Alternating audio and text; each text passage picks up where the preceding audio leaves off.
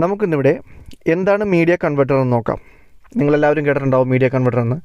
പലർക്കും ഈ ഒരു സംശയം ഉണ്ടാകും, എന്താണ് ഈ മീഡിയ കൺവെർട്ടർ, എന്താണ് ഈ മോഡവും മീഡിയ കൺവെർട്ടർ നമ്മളൊരു വ്യത്യാസം എന്നൊക്കെ. മീഡിയ കൺവെർട്ടർ എന്നാൽ ഈ പേര് സൂചിപ്പിക്കുന്ന പോലെ ഒരു കൺവെർട്ട് ചെയ്യുന്ന ഒരു ഉപകരണമാണ്. അതായത് ഒരു മീഡിയത്തിൽ നിന്നും അടുത്തൊരു മീഡിയത്തിലേക്ക് ഇത് കൺവെർട്ട് ചെയ്യുന്നു. അതുതന്നെയാണ് മീഡിയ കൺവെർട്ടർ എന്ന് പറയുന്നത്.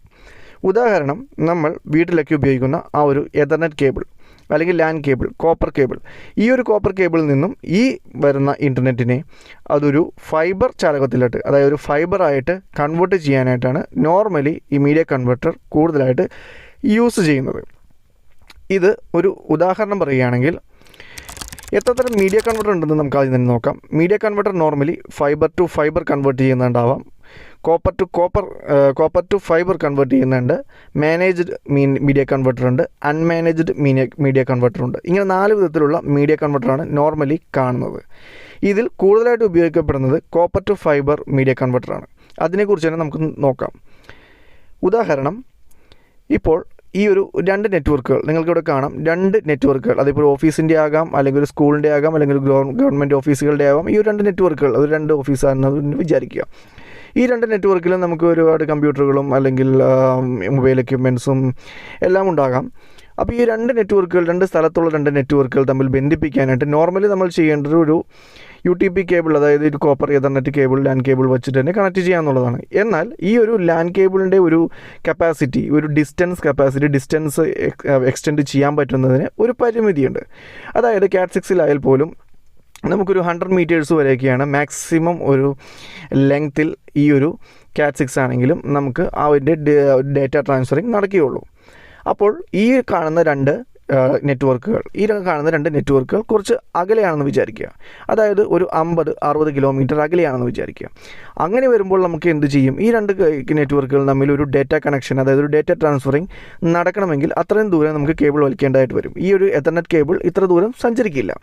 അപ്പോൾ വരുമ്പോഴാണ് നോർമലായി നമ്മൾ ഈ ഒരു ഫൈബർ കേബിളിനെ ആശ്രയിക്കുന്നത്. ഫൈബറാണ് കൂടുതൽ ദൂരം സഞ്ചരിക്കുന്നത്. ഫൈബർ കേബിൾ വലിക്കുകയാണെങ്കിൽ നമുക്കിപ്പോൾ ഒരു 50-60 കിലോമീറ്റർ തമ്മിലാണ് ഈ ഒരു 2 നെറ്റ്വർക്കുകളുടെയും ഒരു ഡിഫറൻസ് എങ്കിലും അത് ഈ ഒരു ഫൈബർ കേബിൾ വെച്ചിട്ട് നമുക്കത് മീറ്റ് ചെയ്യാൻ സാധിക്കും.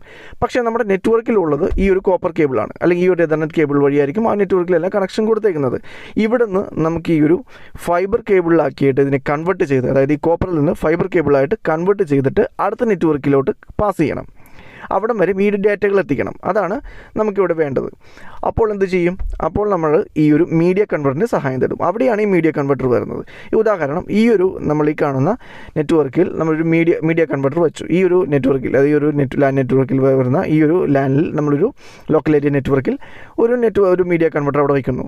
അവിടെ നിന്ന് നമ്മളൊരു സ്വിച്ചിൽ നിന്നോ അല്ലെങ്കിൽ റൂട്ടറിൽ നിന്നോ ഒരു കണക്ഷൻ, ഒരു എതർനെറ്റ് കണക്ഷൻ, ലാൻ കണക്ഷൻ എടുത്തിട്ട് ആ ഒരു മീഡിയ കൺവെർട്ടറിലേക്ക് കൊടുക്കുന്നു. മീഡിയ കൺവെർട്ടറിൽ കൊടുത്തിട്ട് അതിൻ്റെ തൊട്ടിപ്പുറത്ത് തന്നെ അതായത് നമ്മൾ കൊടുക്കുന്ന ആ ഒരു കോപ്പർ കണക്ഷനെ ഇത് ഫൈബറായിട്ട് കൺവേർട്ട് ചെയ്ത്, ലൈറ്റ് എമിറ്റിംഗ് ആയിട്ടുള്ള ഫൈബറായിട്ട് കൺവേർട്ട് ചെയ്തിട്ട് ഇതിനെ നമുക്ക് പുറത്തോട്ട് വരുന്നത്. അപ്പോൾ നമ്മൾ അവിടെ ഒരു ഫൈബർ കണക്ട് ചെയ്തതിന് ശേഷം, ഫൈബർ വയർ കണക്ട് ചെയ്തതിന് ശേഷം, ഫൈബർ കേബിൾ കണക്ട് ചെയ്തതിന് ശേഷം ആ കേബിൾ നമ്മൾ എത്ര കിലോമീറ്റർ ആണോ ഫൈബർ കേബിൾ നമുക്ക് എത്ര കിലോമീറ്റർ ആണോ വലിക്കേണ്ടത് അത്രയും കിലോമീറ്റർ ഇതിനെ നമ്മൾ ഇപ്പോൾ 50-60 മാക്സിമം അപ് ടു 100 കിലോമീറ്റേഴ്സ് വരെയൊക്കെ ഈ ഫൈബറിൻ്റെ കേബിൾ നമുക്ക് വലിക്കാം. ആ ഒരു മീഡിയ കൺവെർട്ടർ ഉപയോഗിച്ച് വലിക്കാൻ സാധിക്കും. ആ ഒരു വലിച്ച് നമുക്ക് അവിടെ അടുത്ത നെറ്റ്വർക്കിൽ, ലോക്കൽ ഏരിയ നെറ്റ്വർക്ക് അല്ലെങ്കിൽ അടുത്ത ഓഫീസിൽ നമുക്ക് അവിടെ വരെ കേബിൾ വലിച്ചതിന് ശേഷം അവിടെയും ഒരു മീഡിയ കൺവെർട്ടർ വയ്ക്കുക. അവിടെയും ഇതുപോലൊരു മീഡിയ കൺവെർട്ടർ വെച്ചിട്ട് അവിടുത്തെ മീഡിയ കൺവെർട്ടറിൻ്റെ ഫൈബർ ഇൻപുട്ടിൽ കൊടുക്കുക. അവിടെ നിന്ന് അത് ഔട്ട്പുട്ടായിട്ട് വരുന്നത് അതിൻ്റെ കോപ്പർ കണക്ഷനായിട്ട്, അതായത് നമ്മൾ എതർനെറ്റിലൂടെയുള്ള കണക്ഷനായിട്ടായിരിക്കും. സോ ആ ഒരു കണക്ഷൻ നമുക്ക് അവിടുത്തെ നെറ്റ്വർക്കുമായിട്ട് ബന്ധിപ്പിക്കാം. അപ്പോൾ എന്താണ് സംഭവിക്കുന്നത്? ഇത് രണ്ടും കണക്റ്റഡായി. അപ്പോൾ ഇൻ്റർനെറ്റിൻ്റെ സഹായം ഇല്ലാണ്ട് തന്നെ നമുക്കൊരു ഡേറ്റ ട്രാൻസ്ഫറിങ്ങും കാര്യങ്ങളൊക്കെ ഈ 2 ഓഫീസിനും ആ ഒരു ഒറ്റ നെറ്റ്വർക്കിൽ തന്നെ നടക്കും. അങ്ങനെ വളരെ സെക്യൂർഡായിട്ടും സുരക്ഷിതത്തോടും ഈ കമ്പനികൾക്കും അല്ലെങ്കിൽ ഗവൺമെൻറ് ഓഫീസുകളിലൊക്കെ ഡേറ്റ ട്രാൻസ്ഫർ ചെയ്യാൻ പറ്റിയ ഏറ്റവും നല്ല ഒരു ഉപകരണം, സഹായിക്കുന്ന ഒരു ഉപകരണമാണ് ഈ ഒരു മീഡിയ കൺവെർട്ടർ. കാരണം ഫൈബർ ഏറ്റവും കൂടുതൽ ഡിസ്റ്റൻസ് സഞ്ചരിക്കാൻ ഉപയോഗപ്പെടും. എന്നിരുന്നാൽ ആ ഒരു ഡിസ്റ്റൻസ് സഞ്ചരിക്കുന്നതെങ്കിൽ ഈ ഒരു കൺവെർട്ടർ ഉപയോഗിച്ച് ആണ് ഇത് സാധ്യമാകുന്നത്. അതുകൊണ്ട് തന്നെ മീഡിയ കൺവെർട്ടർ വളരെ പ്രധാനപ്പെട്ട ഒന്നാണ്. ഇതാണ് ഇതിൻ്റെ മെയിൻ യൂസ് എന്ന് പറയുന്നത്. പിന്നെ ഇതിൻ്റെ ചില ബെനിഫിറ്റ്സ് കൂടിയുണ്ട്. അതായത് ഉദാഹരണത്തിന് കൂടുതൽ വരുന്നത് PoE മീഡിയ കൺവെർട്ടർ ഉണ്ട്. PoE എന്താണെന്നുള്ളത് നമ്മൾ കഴിഞ്ഞ വീഡിയോയിൽ പറഞ്ഞിട്ടുണ്ട്. അതിൻ്റെ ലിങ്ക് ഞാൻ ഡിസ്ക്രിപ്ഷനിൽ ഇട്ടേക്കാം, അത് കാണാത്തവർ.